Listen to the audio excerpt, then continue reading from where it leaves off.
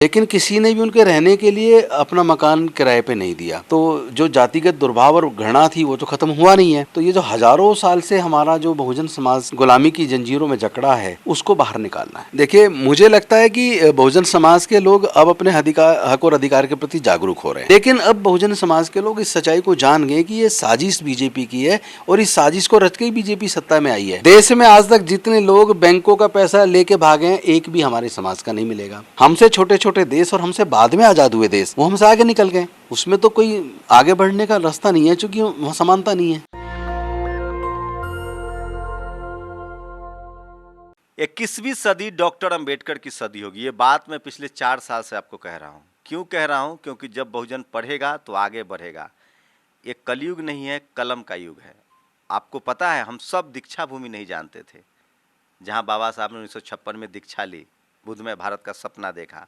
हम भीमा कोरेगांव नहीं जानते थे, हम चैत्य भूमि नहीं जानते थे। एक मोटी परत जमा दी गई। लेकिन कल्पना कीजिए कि क्या आज के दौर में सब छुपाया जा सकता है? अब 23 सितंबर जो है वो संकल्प दिवस है। जब बाबा साहब विदेश से पढ़कर आए, बड़ोदरा में जाके उन्होंने नौकरी शुरू की, और जब उनको जातिवाद का सामना करना पड़ा, वो 23 सितंबर का दिन था। ट्रेन 4 घंटे देर थी। बाबा साहब भी बुद्ध की तरह पेड़ के नीचे बैठ गए, और उसी दिन उन्होंने संकल्प लिया कि अब नौकरी नहीं, अब मुक्ति का आंदोलन चलेगा। 23 सितंबर को दिल्ली के सोशल जस्टिस मंत्री और मिशन जय भीम के जो संरक्षक हैं, वो जा रहे हैं उसी जगह संकल्प भूमि पर, जो गुजरात के बड़ोदरा में है। मेरे साथ भी हैं, उससे बात करेंगे, और कल मैं इस पर भी स्पेशल कवरेज भी दिखाऊंगा बड़ोदरा से। तो सोचिए कैसे बहुजन समाज, कोई कल्पना कर सकता था कि एक दिन ऐसा आएगा जब SC ST OBC माइनॉरिटी इस भारत की जो रीढ़ है उसको मजबूत करेंगे, और डॉक्टर अंबेडकर का जो काम है उसको घर घर तक पहुंचाने की कोशिश करेंगे। एक बड़ी साजिश भी हुई है, बाबरी विध्वंस भी एक साजिश थी, और किस दिन किया गया वो भी आप सब जानते हैं। पेरियार को कैसे भुलाने की कोशिश हुई, डॉक्टर अंबेडकर को कैसे भुलाने की कोशिश हुई। लेकिन अब शायद लगता है कि अब वो सफल नहीं होगा, क्योंकि अब सोशल मीडिया है, बहुजन अब बोलने लगा है, वो CM PM भी बनने लगा है, वो SP DM भी बनने लगा है, क्योंकि बाबा साहब ने वो संविधान में अधिकार दिया है। तो आज हम बात कर रहे हैं संकल्प दिवस की। राजेंद्र पाल गौतम जी हैं। सर, आप संकल्प दिवस पर बड़ोदरा जा रहे हैं, क्या कार्यक्रम है पूरा? बेसिकली आप जानते हैं, बड़ौदा के जो नरेश थे, सयाजीराव गायकवाड़, उन्होंने स्कॉलरशिप दी डॉक्टर बाबा साहब अम्बेडकर को अमेरिका में पढ़ने जाने के लिए। और साथ में शर्त थी कि जब वो वापस आएंगे तो बड़ौदा नरेश के यहाँ नौकरी करेंगे। तो जब वो वापस आए 1917 में, वो वहाँ गए और उनको सैनिक सचिव के तौर पर नौकरी मिली, जो एक सर्वोच्च पद था सेना के सचिव का। लेकिन वहाँ चपड़ासी भी उनको फाइल दूर से फेंकता था। पूरे विभाग के जो कर्मचारी उनके अधीन थे वो उनके साथ जातिवादी द्वेष रखते थे और दुर्भाव रखते थे। उनका पानी का वो अलग था घड़ा, उनको फाइलें पियून भी दूर से फेंकता था। तो उस तरफ तो जो चोट लगी रही थी हृदय पे, लेकिन किसी ने भी उनके रहने के लिए अपना मकान किराए पे नहीं दिया। किसी होटल में भी उनकी जाति की वजह से किसी ने कमरा नहीं दिया। बड़ी मुश्किल से एक पारसी धर्मशाला में वो कमरा किराए पे लिया, और वो भी ऊपर पहली मंजिल पे पूरा ऊबड़ खाबड़, उसमें कबाड़ भरा हुआ था। लेकिन बाबा साहब को कहीं ना कहीं रुकना था, उसमें उन्होंने उसको लिया। लेकिन वहाँ जब पता लगा तो पारसी जो युवक हैं वो लाठी ले लेके गुंडे आ गए और उनको मजबूर कर दिया, उनका सामान निकाल दिया और रात को वहाँ से छोड़ने के लिए। अब बाबा साहब ने सोचा कि अब मैं वापस महाराष्ट्र जाऊं अपने घर, लेकिन ट्रेन में 4-5 घंटे का टाइम था। तो इस बीच उन्होंने सोचा चलो मैं पार्क में अपना तब तक का समय व्यतीत करता हूं। वो कामटी पार्क गए और वहाँ एक बोधि वृक्ष, पीपल वृक्ष के नीचे बैठे और चिंतन करने लगे। तो उनको वो ये चिंतन कर रहे थे कि इतनी शिक्षा लेने के बाद, विदेश से पढ़ के आकर भी, इतना विद्वान बनने के बाद भी मेरी विद्वता की और मेरी पढ़ाई की तो कोई वैल्यू है नहीं। तो जो जातिगत दुर्भाव और घृणा थी वो तो ख़त्म हुआ नहीं है, और हज़ारों साल से हमारे लोग गुलामी का शिकार हैं, उस पे तो कोई काम हुआ नहीं है। तो उन्होंने सोचा कि अब केवल नौकरी करने से, अपना पेट पालने से काम नहीं चलेगा। तो ये जो हज़ारों साल से हमारा जो बहुजन समाज गुलामी की जंजीरों में जकड़ा है, उसको बाहर निकालना है। ये संकल्प उन्होंने 23 सितंबर 1917 को उस कामटी पार्क के अंदर लिया, और यहाँ से उनकी जीवन संघर्ष की यात्रा शुरू हुई। तो इस दिन को हर साल पूरे देश के लोग वहाँ आते हैं बड़ोदरा में, और उस पार्क में, संकल्प भूमि में आते हैं, पुष्पांजलि करते हैं उस जगह पर। तो उसका कल मैं भी उसमें शामिल होने के लिए जा रहा हूँ। सर, क्या लग रहा है कि आज भी हालात वही हैं? कोई दलित सीएम बन जाए, चार्टर प्लेन से चले तो टीका टिप्पणी शुरू, सीएम बन जाए तो कमज़ोर सीएम है।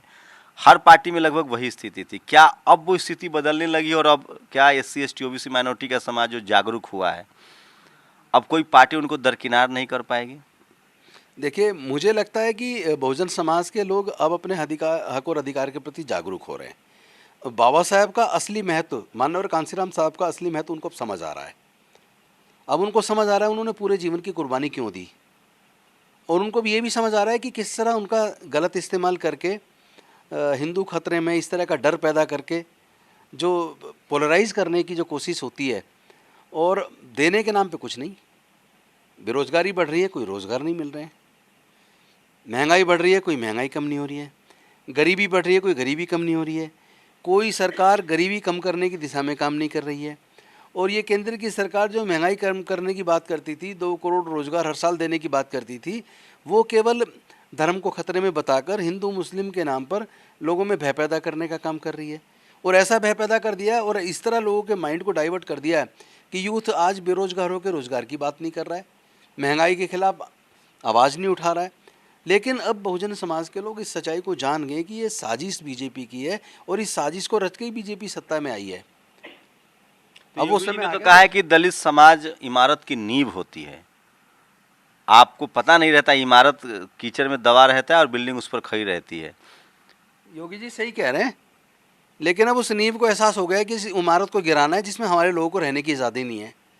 जिस इमारत में हमारे लोगों को सम्मानपूर्वक रहने का मौका ना मिले, ऐसी इमारत को गिराएंगे। अब हम लोग, बहुजन समाज के लोग गिराएंगे। उनको पता लग गया है कि कपड़े हम बनाएं, पहनोगे आप, जूते हम बनाएं, पहनोगे आप, और आपके घर के आगे से निकलेंगे तो जूतों को हाथ में लेके निकलेंगे।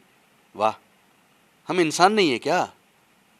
हम भारत के मूल निवासी हैं। शोषण सर राजनीति में है, ब्यूरोक्रेसी में है, मीडिया में है, जुडिशियरी में है, पॉलिटिक्स में है।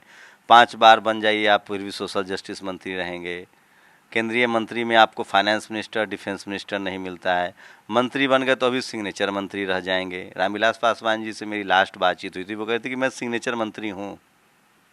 नहीं, ये बड़े दुख की बात है, और मैं समझता हूँ कि अब ये समय की मांग भी है, और समाज इस महत्व को समझ भी रहा है कि हमें अपनी काबिलियत के दम पर, अपने शक्ति के दम पर अपने आप को तैयार करना है। कहीं चुप्पी भी रहती है, डर सा हमेशा रहता है, दिमागी तौर से, मानसिक तौर से एहसानमंद रहते हैं कि हम पार्टी में हैं, टिकट से जीत के आए हैं, मंत्री नहीं बन रहे हैं, फिर भी चुप हैं। समाज की अनदेखी हो रही है तो भी चुप है। बहुत लोग हैं, अभी जैसे मैं आपको देख रहा हूँ, पिछले 4 सालों से आप लगातार सामाजिक और राजनीतिक दोनों मुद्दों पर संघर्षरत हैं। ये एक डर भी रहता है, डर बैठाया जाता है मन में। देखो, जहाँ तक डर की बात है, जो डर गया समझो मर गया। शंभू जी, डरे हुए लोग मरे हुए लोग के बराबर हैं। ऐसा जीवन नहीं चाहिए। स्वाभिमान के साथ जिएंगे, मजबूती के साथ समाज के लिए काम करेंगे। और हम लोग जिस समाज से हैं, हम गद्दार समाज नहीं है। हम, वफादारी हमारे समाज से ज़्यादा किसी में नहीं है। हमारे लोग कभी किसी का पैसा लेके नहीं भागे। देश में आज तक जितने लोग बैंकों का पैसा लेके भागे हैं, एक भी हमारे समाज का नहीं मिलेगा। देश के अंदर आप अखबारों को पढ़ो, पूरा रिकॉर्ड निकाल लो, नेशनल क्राइम ब्यूरो से निकाल लो, सारे पुलिस थानों से निकाल लो, जितने चीटिंग फोर्जरी के केसेस होते हैं, एक भी आदमी हमारा आपको नहीं मिलेगा। 1% भी नहीं मिलेगा। मैं लिख के दे सकता हूँ, आप आंकड़े निकाल के चेक कर लें। लेकिन जेल में तो SC ST OBC माइनॉरिटी के लोग ही भरे पड़े हैं खीरा चोरी के आरोप में। ये अनफॉर्चुनेटली जो ताकतें हज़ारों साल से हमारे लोगों को गुलाम बना के रखे हुए हैं, आज सत्ता में वो सत्ता की ताकत का बेजा इस्तेमाल करके हमारे लोगों पे झूठे केस बना के उनको अंदर डालते हैं, और कोर्ट से जहाँ से न्याय की उम्मीद करते हैं वहाँ से भी न्याय सही बताऊँ तो नहीं मिल रहा है। छोटे छोटे केसेस में कई कई साल से लोग जेल में हैं। मतलब ये कौन देखेगा इस बात को। हम बड़ोदरा चलते हैं सर, 23 सितंबर है, आप बड़ोदरा जा रहे हैं। कुछ लोग मुझे बताते हैं कि बड़ोदरा के जो महाराज थे वो चाहते नहीं थे कि बाबा साहब सेटल हों, वो चाहे उनको लग गया था कि गुलामी की बेरियां यही शख्स काटेगा। आपको क्या लगता है, हमारे लोग सेटल हो जाते हैं बाबा साहब की तरह, आपकी तरह? अब अभी आप जो बाबा साहब का जो अंतिम सपना था बुद्धमय भारत का, क्योंकि राजनीति तो धर्म की हो रही है, बिना धार्मिक रूप से आज सिख समाज संगठित है, क्रिश्चियन समाज संगठित है, आपको बता दें कि जैन समाज संगठित है। क्या बुद्ध की राह पर चल के बहुजन समाज संगठित हो सकता है? शायद ये सपना है आपका, जिसके लिए आप 10 करोड़ बहुजनों की घर वापसी का सपना देख रहे हैं। बिल्कुल यही सपना है, और ये केवल सपना नहीं है, ये ऐसा सपना जो साकार होने वाला है। मैं पूरी तरह आश्वस्त हूँ और बहुत कॉन्फिडेंट हूँ। मुझे पक्का भरोसा है कि ये 10 करोड़ की संख्या क्रॉस करेगी, और बौद्ध में भारत तो होना ही होना है। और केवल भारत नहीं, पूरी दुनिया बौद्ध में होनी है। अभी जो आंकड़े आप देख रहे हैं, वो आंकड़े ये बताते हैं कि 2050 तक आधे से ज़्यादा यूरोप बौद्ध में हो जाएगा। 60%, 67% से ज़्यादा दुनिया के बड़े अभिनेता वो बौद्ध हैं। और फिर दूसरी बात, दुनिया में जिस तरह जाति धर्म के नाम पर दंगे हैं, जिस तरह दुनिया में औजारों की होड़ लगी है, और जिस तरह प्रजातंत्र पूरे दुनिया से कमज़ोर हो रहा है, पूरे दुनिया के आंकड़े अभी पिछले दिनों आए, भारत का तो बहुत ज़्यादा नेगेटिव दिशा में तो पहुंच गया। भारत में क्यों कमजोर हो गए? सम्राट अशोक तक आप लोग मजबूत थे, बृहद तक मजबूत थे, फिर डॉक्टर अंबेडकर जब आते हैं तो 1956 में, फिर अब अभी की कमजोरी की क्या वजह? क्या हमारा पॉलिटिकल सोशल लीडरशिप में चुप्पी है? कमजोरी का सबसे बड़ा कारण है, जब राजा बृहद्रथ की हत्या पुष्यमित्र शुंग ने की, तो तब तक क्या था, बौद्ध में भारत था, तो सबके लिए समान रूप से आगे बढ़ने के अवसर बनने लगे थे, सबको पढ़ने का अधिकार मिल गया था, बुद्ध की संगत में जाने के सबको इजाज़त थी। लेकिन जैसे ही ये राजा बृहद्रथ की हत्या हुई पुष्यमित्र शुंग के द्वारा, तो उन्होंने दोबारा फिर वही वर्ण व्यवस्था, जातिवाद पर आधारित, ऊंच नीच पर आधारित उस व्यवस्था को, शोषण पर आधारित व्यवस्था को दोबारा से कायम किया। तो जहाँ शोषण होगा, जहाँ इंसान में भेद होगा, जहाँ ऊंच नीच की व्यवस्था होगी, वहाँ विकास नहीं हो सकता, वहाँ तरक्की नहीं हो सकती।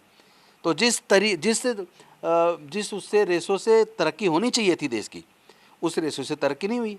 हमसे छोटे छोटे देश और हमसे बाद में आज़ाद हुए देश, वो हमसे आगे निकल गए। तो वो कल्चरल हेजेमनी, अब लगता है कि माकूल समय है इस बदलाव के लिए, आप तैयार हैं? बिल्कुल ये माकूल समय है। और दूसरा, मैं तो ये कहना चाहता हूँ कि भारत को जो लोग प्यार करते हैं, जो लोग अपने आप को भारतीय मानते हैं, जो भारत को एक गौरवशाली राष्ट्र के रूप में देखना चाहते हैं, जो लोग भारत को विश्व गुरु के रूप में देखना चाहते हैं, उनको जल्दी से जल्दी जो बुद्ध का रास्ता है, समता, मैत्री, भाईचारा, न्याय, दया, ममता, करुणा, शील, उस रास्ते को, प्रज्ञा, उस रास्ते को जल्दी से जल्दी सब लोग अपना लें। जितना जल्दी अपनाएंगे उतना ही भारत तेज़ गति से आगे बढ़ेगा, विकास तेज़ी से आगे बढ़ेगा। क्योंकि शरीर का अगर एक अंग बहुत ज़्यादा ताकतवर हो जाए और 80% शरीर का अंग पैरालाइज हो जाए, तो वो शरीर तो फिर कुछ कर नहीं सकता। दिल्ली में कोई बड़ा आयोजन कर रहे हैं आप? दिल्ली में 22 अक्टूबर से और 31 अक्टूबर तक 10 दिन श्रामणेर शिविर लग रहा है, जिसमें 500 के करीब श्रामणेर बनेंगे लोग, जिसमें विपස්සना होगी, और उस शिविर के माध्यम से बुद्ध के धम्म का जो आगे का मार्ग प्रशस्त होगा। आपको एक आखिरी सवाल सर, क्या लगता है, बिना कल्चरल हेजमनी के, बिना धम्म के नाम पर एकजुट हुए कोई रास्ता और नहीं बच रहा है, जो बाबा साहब को लगा था लास्ट में बाबा साहब का यही काम था कि बुद्ध में भारत हो? नहीं, और कोई रास्ता तो है ही नहीं ना। और जो रास्ते हैं उसमें तो गुलामी है, उसमें तो जात पात, ऊंच नीच, भेदभाव, छुआछूत, उसमें तो कोई आगे बढ़ने का रास्ता नहीं है, क्योंकि वहाँ समानता नहीं है। और जहाँ समानता और समता ना हो, जहाँ लोगों के दिमाग खुले हुए ना हो, विकास तो खुले दिमाग से हो सकता है, बंद दिमाग से विकास नहीं हो सकता। आप पर आरोप लग सकता है सर कि आप एक समाज के लिए, एक धर्म विशेष के लिए काम कर रहे हैं। ये तो मूर्ख लोग कुछ भी सोच सकते हैं। जो देश से प्यार करते हैं, जो इंसानियत को बढ़ावा देना चाहते हैं, जो समता का भाव रखते हैं, जो भारत को एक विकसित राष्ट्र के रूप में देखना चाहते हैं, उनको भारत को बौद्धमय बनाने में, बौद्धमय का मतलब हुआ कि भारत के लोग अपने जीवन के फैसले बुद्धि और विवेक से लें, किसी अनपढ़ आदमी से ना पूछें अपने भविष्य के बारे में, वो खुद अपना भविष्य बनाए, वो अपने बच्चों को क्वालिटी एजुकेशन दें और वो अध्ययन करें, अपने महापुरुषों के जीवन संघर्ष को पढ़ें। जो भारत का जो गौरवशाली इतिहास है उसको उनको पढ़ना चाहिए और अपने पूर्वजों की सांस्कृतिक विरासत को बचाना, ये तो किसी भी एक सपूत बेटे का, जो सपूत है, उसका काम होना चाहिए। तो संकल्प दिवस 23 सितंबर, मुझे भी नहीं पता था। डॉक्टर अंबेडकर के जीवन से इतनी सारी घटनाएं जुड़ी हैं कि आप कल्पना नहीं कर सकते हैं। और बाबा साहब ने एक संविधान दिया, तब भारत बना। हम टुकड़ों में बटे थे, कबीलों में बटे थे, लेकिन भारत हमेशा ऐसा नहीं था। न टुकड़ों में बटा था, न कबीलों में बटा था, न यहाँ मुगलों का कब्जा था, न यहाँ अंग्रेज़ों का कब्जा था। उससे पहले एक भारत, गौरवशाली भारत था, जिसको अखंड भारत कहते हैं। कांधार से लेकर पूरी दुनिया में भारत का नाम था, जिसको सम्राट अशोक का भारत कहते हैं, जिसको मौर्यों का भारत कहते हैं, और वो भारत बुद्धमय भारत था। उसके बाद हालात ऐसे बने कि भारत को कमज़ोर किया गया जाति और धर्म के नाम पर। आप सोचिए, जब बुद्धमय भारत था तब आपके पास तक्षशिला थी, नालंदा था, विक्रमशिला जैसी यूनिवर्सिटियाँ थी, सोने का व्यापार था, सोने की चिड़िया थी, घर में ताले नहीं लगते थे। और आज भी जब आपके देश के प्रधानमंत्री और राष्ट्रपति दुनिया के दूसरे देशों में जाते हैं तो वो कहते हैं कि मैं बुद्ध की देश से आया हूँ, मैं बुद्ध की धरती से आया हूँ। आज भी दुनिया के सबसे ज़्यादा यूनिवर्सिटी में 2500 साल पहले जन्मे एक ऐसे शख्स के बारे में रिसर्च होता है जिसने सबसे पहले वैज्ञानिक अप्रोच किया। उसके बाद एक लंबी फहरिस्त चली, रविदास, गुरु नानक साहब, कबीर, फूले, पेरियार, अम्बेडकर। तो आपको तय करना है कि आप कैसा भारत चाहते हैं। सम्राट अशोक का भारत, प्रजातंत्र का भारत, संवैधानिक भारत। और डॉक्टर अंबेडकर ने उसी लक्ष्य को लेकर 1956 में सपना देखा था, बुद्धमय भारत का।